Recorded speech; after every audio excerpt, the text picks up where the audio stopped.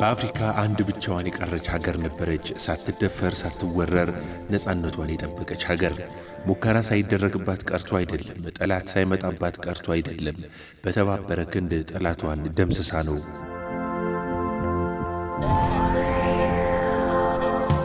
ነጭን ወግቶ ማሸነፍ ይቅርና ቀና ብሎ ለማየት ድፍረት በታጣባት የያኔው አፍሪካ ኢትዮጵያውያን ግን ወራሪውን የጣሊያን ኃይል አድዋ ላይ ያሸነፉት፣ ወደ መጣበትም መለሱት።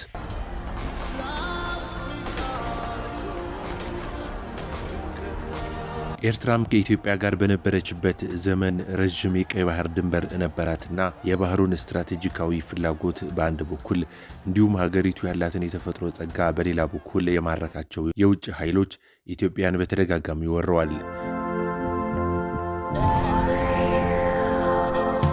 የጥንቱን ትተን ከአፄ ዮሐንስ ዘመን ወዲህ ብቻ ብንመለከት ግብፅ፣ ሱዳን፣ ቱርክና ጣሊያን ኢትዮጵያን በኃይል ወረው ለመቆጣጠር ከፍተኛ ተጋድሎ አካሂደዋል።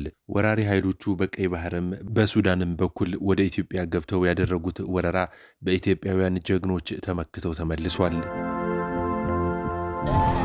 የደጓሊው አስደናቂ ድልን ጨምሮ በጉንደት፣ በጉራዕ፣ በኩፊትና በሌሎችም የተካሄዱ ውጊያዎች በኢትዮጵያውያን ድል አድራጊነት የተቋጩ ናቸው። አፄ ዮሐንስ መስዋዕት የሆኑበት የመጋቢት 1881 ዓ.ም የመተማ ጦርነትም የንጉሠ ነገሥቱን ሕይወት ቢበላም በኢትዮጵያውያን ድል አድራጊነት የተጠናቀቀ ጦርነት ነበር።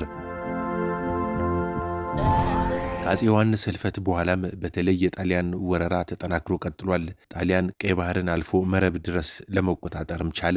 የኢትዮጵያ መንግስትና የጣሊያን መንግስት ሮም ላይ እንደ አውሮፓ አቆጣጠር ጥቅምት 1 ቀን 1889 የተዋዋሉት ውልም እስከ መረብ ድረስ ያለውን ግዛት በጣሊያን እንዲተዳደር የሚፈቅድ በመሆኑ በአካባቢው ቅራኔ ፈጥሮ ነበር። ውሉን የተፈራረሙት ደጃዝማች መኮንንና አንቶኒ ነበሩ። ሃሮልድ ማርከስ የተባለ ጸሐፊ አፄ ምኒልክ ለምን መረብ ድረስ ለጣሊያን መስጠት እንደፈለጉ ሲገልጽ እንደሚከተለው ይላል።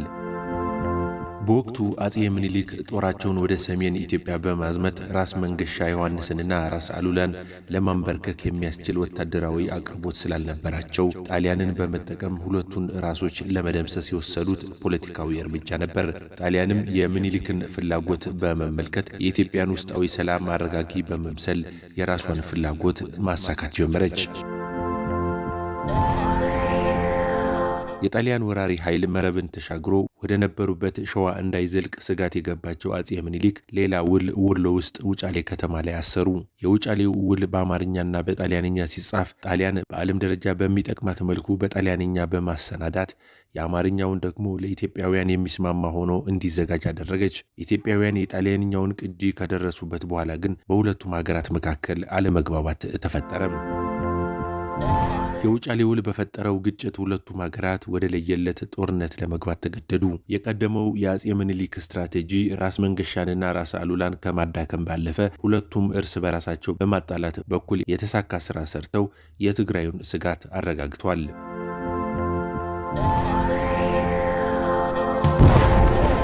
ጣሊያን መረብን ተሻግሮ ወደ ትግራይ ከመግባቱ በፊት ራስ አሉላ ከራስ መንገሻ ጋር ተጣልተው ወደ አዲስ አበባ ሄደው የአፄ ምኒልክ የጦር አማካሪ በመሆን ይሰሩ እንደነበር ይታወቃል። ጣሊያን መረብን ተሻግሮ እስከ አምባላጌ ድረስ የመከላከል ውጊያ የመሩት ራስ መንገሻ ዮሐንስ ብቻቸውን ነበሩ። ራስ አሉላ ወደ አድዋ የዘመቱት ከአዲስ አበባ ከአፄ ምኒልክ ጋር ነበር። የጣሊያን ወራሪ ኃይል በተደራጀና በተጠናከረ ሁኔታ ወደ ትግራይ በተለያየ አቅጣጫ ገብቶ የጠቅላይ ግዛቱ ዋና መዲና የሆነችውን መቀሌን በመቆጣጠር ወደ መሃል ሀገር ሲገሰግስ አፄ ምኒልክ መላው የአገሪቱን ሕዝብ እንዲዘምት በአዋጅ አስነግረው ወደ ሰሜን ዘመቱ። ከሐረርጌ የተነሱት ራስ መኮንን ቀድሞ በመድረስ አምባላጌ ላይ ራስ መንገሻን የረዱ መሪ ነበሩ። ሌሎች ከመሃል ሀገር ጦር መርተው የተመሙ አርበኞችም ደርሰው ወራሪውን የጣሊያን ኃይል ወደ ኋላ መለሱት።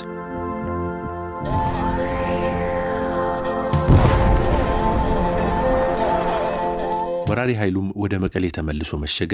ገዢ የሆነውን የመቀሌ ከፍታ እንዳ ኢየሱስ ላይ ሆኖ ምሽግ ያዘ። የኢትዮጵያ ሰራዊትም በንጉሠ ነገሥት አፄ ምኒልክና እቴጌ ጣይቱ እየተመራ መቀሌ ደርሶ ጠላቱን ከቦ ተቀመጠ። መቀሌ ላይ ጦርነት ሳይካሄድ በእቴጌ ጣይቱ መላ የጣሊያን ሰራዊት ወደ አድዋ እንደሄደ ይታወቃል። ጣሊያን መሽጎ በተቀመጠበት ስፍራ የሚጠጣ ውሃን እንዳያገኝ በማድረግ ከመቀሌው ምሽግ ለቆ እንዲወጣ ያደረገው የእቴጌ ጣይቱ ዘዴ ነው ተብሎም ይነገራል። የጣሊያን ጦር አድዋ ተራሮች በመሄድ ገዥና ለውጊያ ምቹ ናቸው ባላቸው ስፍራዎች ምሽግ ይዞ የኢትዮጵያን ጦር መጠባበቅ ጀመረ። የኢትዮጵያ ሰራዊት ውጊያ ከመጀመሩ በፊት በተለይ ባሻየው ዓለም ሐረጉት የተባሉ የእንትጩ አካባቢ ነጋዴና ገብረ እግዚአብሔር ጊላይ የተባሉ የኤርትራ ተወላጅ የጣሊያንን መረጃ እንዲያቀብሉት አድርጓል። የዚህን የስለላ ስራ በበላይነት ይመሩ የነበሩት ራስ አሉላ አባ ነጋ እንደነበሩም ይነገራል። ባሻየው ዓለም የጌሾ ነጋዴ ሲሆኑ ጌሾ ይዘው ወደ ኤርትራ በመሄድ እየሸጡ ሌላ የዛው አካባቢ ምርት ደግሞ ይዘው በመመለስ የሚሰሩ ሰው ነበሩ።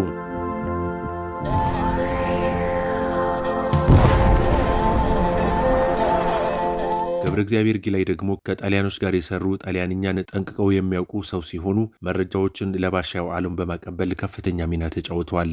በነገራችን ላይ ገብረ እግዚአብሔር ጊላይ በኋላ ላይ አዲስ አበባ ሄደው የአእምሮ ጋዜጣ እንዲጀመር ያደረጉና በእጃቸው እየጻፉ ያድሉ የነበሩ የመጀመሪያው የኢትዮጵያ ጋዜጠኛና የጋዜጠኝነት ፋና ወጊ ናቸው።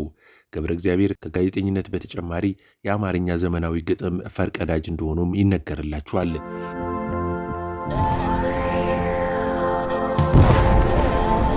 ወደ አድዋው ጦርነት ስንመለስ አጼ ምኒልክ አድዋ እንደደረሱ አዛዦቻቸውን ቦታ ካስያዙ በኋላ አስፈላጊ መረጃ እንዲሰበሰብ በማድረግ ጠላትን በማዘናጋትና ባልጠበቀው ሰዓትና ሁኔታ ውጊያውን በማስጀመር ኢትዮጵያን ሊወር የመጣውን የጣሊያን ሰራዊት በሰዓታት ውስጥ ተሸንፎ መረብን ለመሻገር ተገዷል።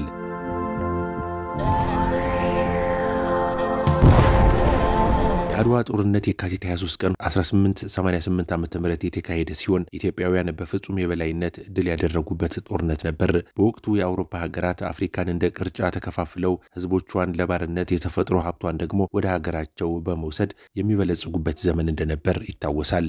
የአድዋ ድል ኢትዮጵያውያንን ከባርነት የተፈጥሮ ሀብቷንም ከዘረፋ ከማዳኑን ባሻገር ለሌሎች ጥቁር ህዝቦች የአሸናፊነት ወኔ ያሰነቀ የድል አድራጊነት ችቦ የለኮሰ ድል ነበር።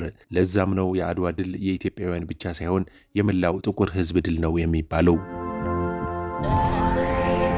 የአድዋ ድል አሁንም ድረስ የኢትዮጵያውያን የአንድነት፣ የጀግንነት፣ የጥንካሬ፣ የአልሸነፍ ባይነት ተምሳሌት የሆነ ታላቅ ድል ነው። የድሉ ሌጋሲም ከትውልድ ወደ ትውልድ እየተሻገረ ይገኛል። ከሀገርና አህጉር አልፎም በመላው ዓለም የሚገኙ ጥቁሮች የሚኮሩበት ድል ሆኖ የተመዘገበ ነው።